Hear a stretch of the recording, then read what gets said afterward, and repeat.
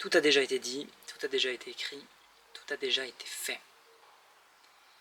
Ça, c'est un constat qui peut mener à un sentiment d'abattement, un sentiment de morosité. Ce constat, on peut l'avoir lorsque l'on s'intéresse à plein de sujets. Lorsque l'on va sur YouTube, aujourd'hui on a la chance, on peut avoir accès à beaucoup de connaissances. Il suffit d'avoir de la chance ou de trouver les bonnes ressources.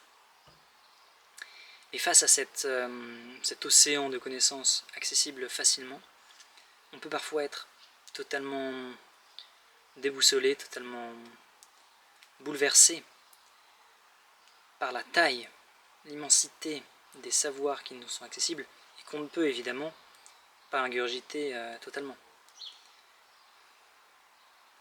Et donc, l'impression que cette immensité peut nous donner peut à la fin nous démoraliser, dans le sens où on voit qu'il y a beaucoup de choses qui ont été faites, beaucoup de choses qui ont été dites, qui ont été dites et ont été faites. Et donc on peut se demander qu'est-ce que nous, simples individus que nous sommes, pouvons faire pour apporter et pour dire est-ce qu'on a une place en fait, est-ce qu'on a quelque chose à dire. Et aujourd'hui il y a beaucoup de choses, il y a beaucoup de gens qui s'expriment, beaucoup de gens qui parlent. Donc ça prouve qu'on a envie d'apporter à cet océan de savoir. Mais est-ce qu'on peut vraiment? Est-ce que finalement tout n'a pas déjà été dit? Est-ce que tout n'a pas déjà été fait?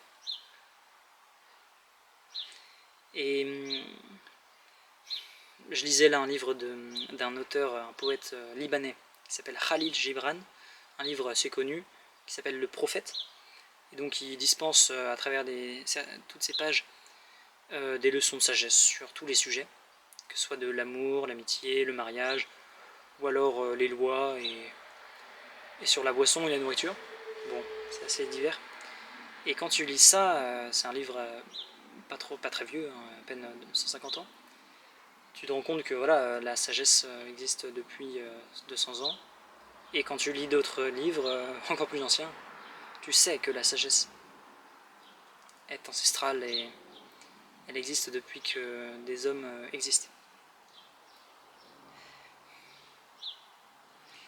Donc effectivement, un grand savoir a été mis à jour, exhumé par les humains, et donc est-ce qu'il y a encore grand chose à découvrir par rapport à la découverte? Aujourd'hui on peut dire que la Terre entière a été découverte, tous les îlots ont été cartographiés, il n'y a pas d'endroit qui échappe au savoir humain, théoriquement. Maintenant il y a d'autres choses, les profondeurs des océans, qui n'ont pas forcément été explorées totalement dû à la difficulté. Après il y a l'espace, la conquête spatiale, beaucoup de mystères, mais on a quand même cette impression, peut-être que ce n'est qu'une impression, mais aujourd'hui dans notre monde moderne on a l'impression, une impression d'exhaustivité, une impression que tout est déjà fait. C'est peut-être une conséquence du confort dans lequel on vit, c'est-à-dire que si tu nais dans une maison avec toutes les commodités, le confort moderne, t'as un téléphone, t'as internet, t'as un ordinateur, tu peux avoir tout, une voiture, etc. En fait, tout te tombe dans les mains. Évidemment, là je ne parle que des personnes qui ont un niveau monétaire, qui ont de l'argent en fait. Aujourd'hui, l'argent permet de tout acheter, et du coup peut-être déconnecte les gens avec la notion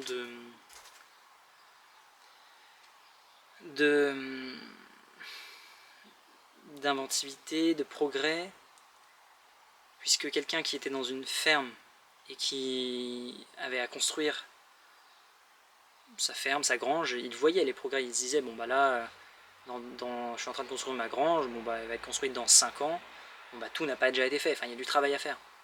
Alors que là, on travaille, on a notre argent, on règle les factures, etc. et on profite, et en fait, dans un mode de vie moderne, citadin, classique, en fait, tout existe. On se pose pas la question de créer véritablement des choses inédites.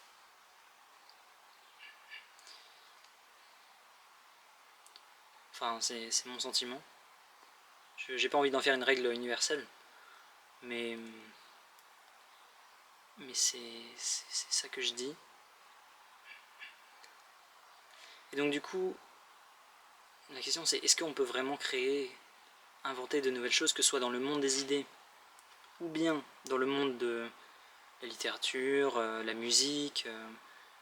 Il y en a beaucoup qui louent les mérites de la musique classique, ou alors de la philosophie antique, grecque. Souvent on se rend compte qu'on revient à des grands classiques, la littérature française, des monuments de certains domaines. Est-ce qu'on peut créer et apporter nos propres classiques de notre époque? Ça, il n'y a que le temps qui peut le dire, qui peut créer un classique. Ça, c'est sûr. Mais je dirais que oui, je garderai quand même ce constat de tout a déjà été fait. Mais c'est pas pour autant qu'il ne faut pas le redécouvrir ou le refaire. Puisque la sagesse d'une époque aide les gens à sa façon, mais la forme qu'elle a doit être adaptée à l'époque. C'est-à-dire qu'on voit bien que si tu lis la Bible, l'Ancien Testament, comme ça, ça va rien t'apprendre. Même le Nouveau Testament, il faut le décrypter un peu, c'est chiant en fait, genre.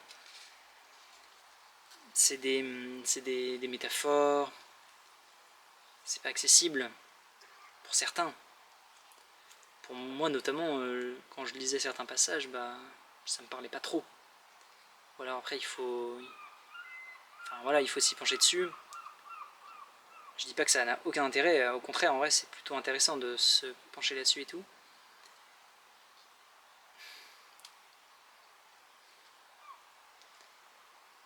Mais il faut s'adapter à son époque en fait, tout simplement. Tout a déjà été fait, mais tout est à refaire. En fait, tout est déjà fait, tout est à refaire. Ce sont des belles phrases, hein, mais c'est tout. Ce sont de belles phrases. De belles phrases, de belles phrases.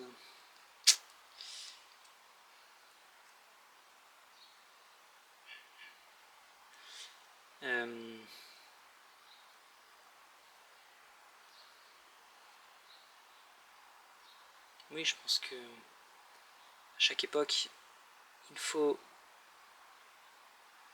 rafraîchir les anciennes vérités, les anciennes sagesses et les anciennes connaissances. Magnifique. Que des synonymes. Ah oui, conclusion importante quand même. Tout est déjà fait, et c'est là où la réaction importante est de ne pas dire tout est déjà fait, ok, moi j'ai plus rien à faire, du coup je me mets dans la position du consommateur, et voilà, il suffit juste que j'ai de l'argent, que je trouve un travail pas trop chiant, et je subis un petit peu, et je profite de tout ce qui a déjà été fait, tout ce qui a déjà été créé. Mais en fait, ça c'est une attitude vraiment où on n'exprime pas du tout son pouvoir. C'est une attitude assez peu ambitieuse, sans manquer de respect à chacun, toutes les personnes qui sont dans cette situation, puisque j'ai pu l'être et je le suis.